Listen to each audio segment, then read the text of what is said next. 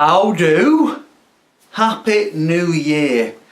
I hope it hasn't been too intense for you, and what I've got to say today may not come as any surprise to anybody, but 2017 is going to be even more mind-bending than 2016. You know, we've had all the celebrity deaths, we've seen all the socio-politics, we've witnessed and we've felt probably emotions and darkness and light than we've perhaps ever felt before in our lifetimes. And the whole of the festive period has brought in so many energy upgrades that it's just hard to believe. The dreams I've been having, the emotions that I've felt, the experiences and the synchronicities that I've had have been truly the most catalysing period within my lifetime. And now I'm on the 5D, baby. Yeah. I'll do another video on 5D, 5 dimensions, but today is just a basic survival on what is to be known as the year of the Fire Cockerel. Now, the Fire Cockerel, obviously, it's the alarm call, it's the wake-up call, it's the new energetic vibration via sound.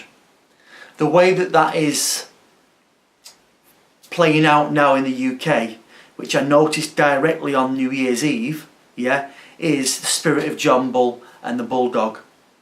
Now, there was so much chaos and carnage on New Year's Eve right through Manchester. I've looked right the way across the planet and I experienced it with my family too.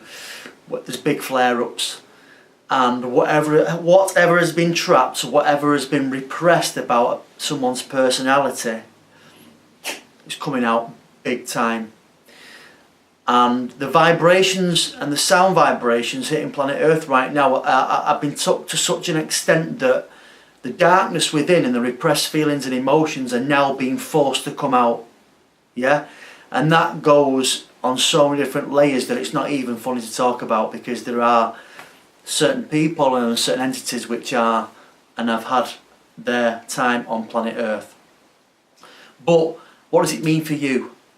What it means for you is that in terms of your personal relationships, where there has been resentment, where there has been miscommunication, where there has been mixed messages and control, that game ain't going to work anymore.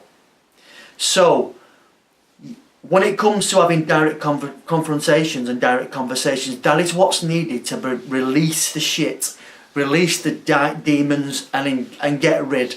So it's going to mean some dust-ups basically, and you've got to try your best not to let it be too ego-centred, where you are feeling like an exile, where you're feeling outside and you're feeling hard done to. The poor little me syndrome ain't going to work anymore. Okay? So if you feel that you know best, yeah, express that, yeah, and say that you are being controlled. You are controlling me. You're saying one thing to me, but your emotions and your body language is saying something completely different. Yeah? That is a control mechanism. Okay?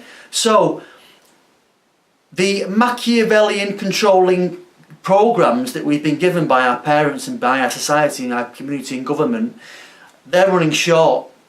And you've got a limited time now, yeah, to basically own up, open up and admit, yeah, that person might be right.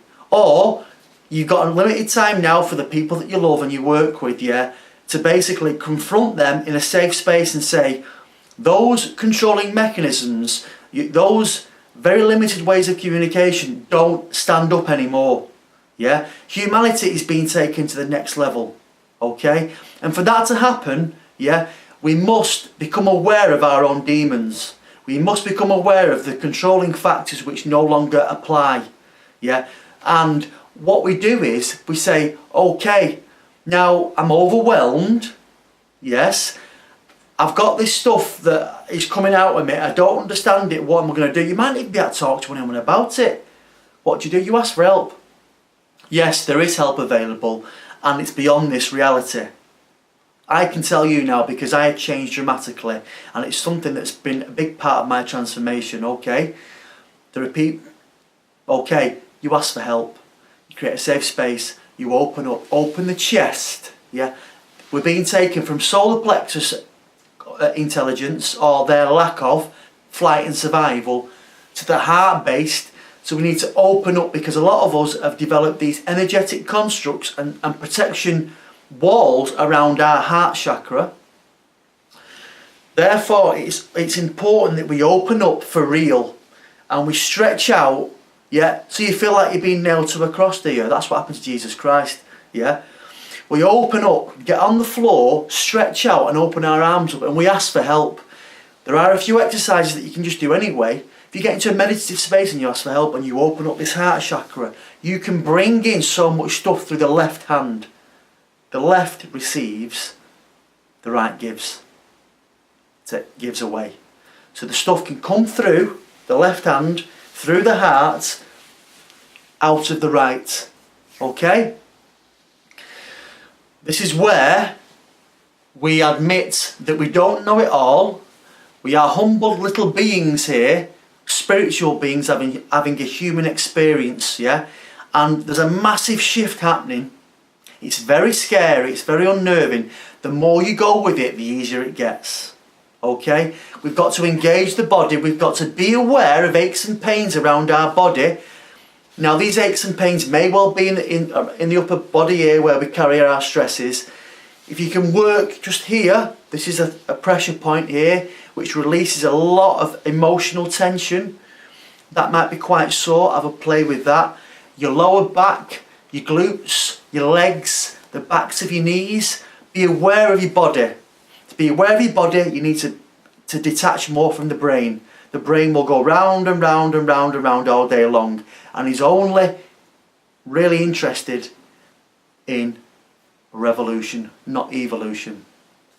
Okay? So it's about opening up to the power of the heart where we can connect, and then we can start to operate on a higher dimensional awareness. Our guidance systems then basically work autonomously, where we start to flow in life, meet the right people, work effortlessly, yeah? And we come out more of linear time consciousness where we're dealing with projection and fear and guilt. So we're just flowing. Everything is going to start to come together, and this year is going to be truly mind-blowing. Remember to use your voice. The power of sound. It's the fire cockerel, yeah? Remember to use your ears and be aware of little ringing sensations in your ears, of frequencies that are going on.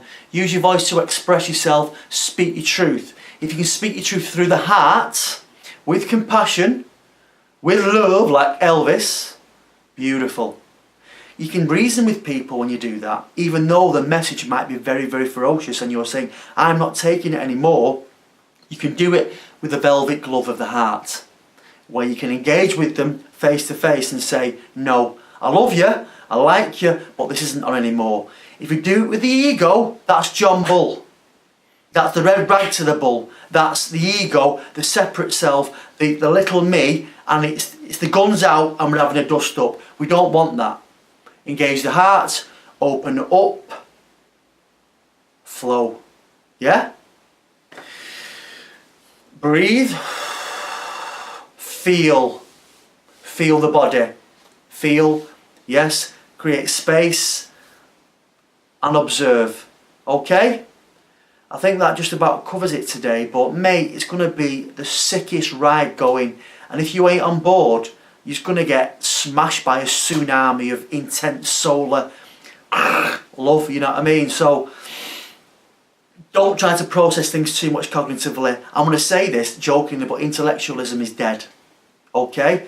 We can return to intellectualism seriously when it becomes intuitive and it engages the heart, which is much more of a powerful megahertz processor than the brain. Consciousness is non-local. It doesn't just exist in the brain. Consciousness is non-local. It's everywhere, yeah?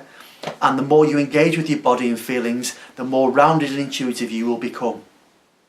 Okay?